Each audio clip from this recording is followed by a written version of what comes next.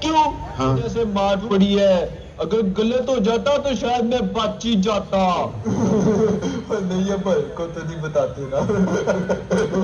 पीर theatre group जो है, global entertainment जो है, वो हमेशा से तकरीबन मैं समझता हूँ 20 से 25 साल हो चुके हैं। फैजान पीरज़ादा साहब और सादान पीरज़ादा साहब इसको ओन करते हैं और इसको चलाते हैं, और आर्ट्स एंड कल्चर को हमेशा से आप लोगों ने बहुत अच्छे तरीके से प्रमोट किया। जैसे आप देख रहे हैं इस वक्त भी बड़ा प्यारा मुखली तमाशा चल रहा है, that is known as the puppet theatre. हम लोग स्कूल्स में, फेस्टिवल्स में, इवेंट्स में, हर जगह पर हम लोग ये जो है ना इसको परफॉर्म करते हैं और लोगों को जो है एंटरटेन करते हैं।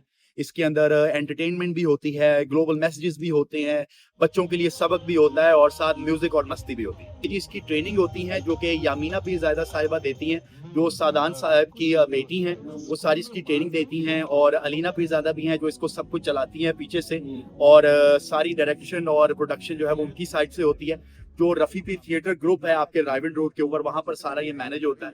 हम लोग स्कूल्स भी लेके आते हैं। सारे पपेटियर्स बहुत मेहनती हैं, 5 से 6 पपेटियर्स पपेट्स हाथ के ऊपर पहन के बाकायदा पसीनों पसीनी होते हैं, उन्हें खून पसीना एक करते हैं और लोगों को एंटरटेन करते हैं। और बाकायदा इसकी पहले ट्रेनिंग्स होती हैं, जो स्क्रिप्ट्स हैं, जो सॉन्ग्स हैं, उसके ऊपर आपके अंदर एक आर्टिस्ट होना चाहिए।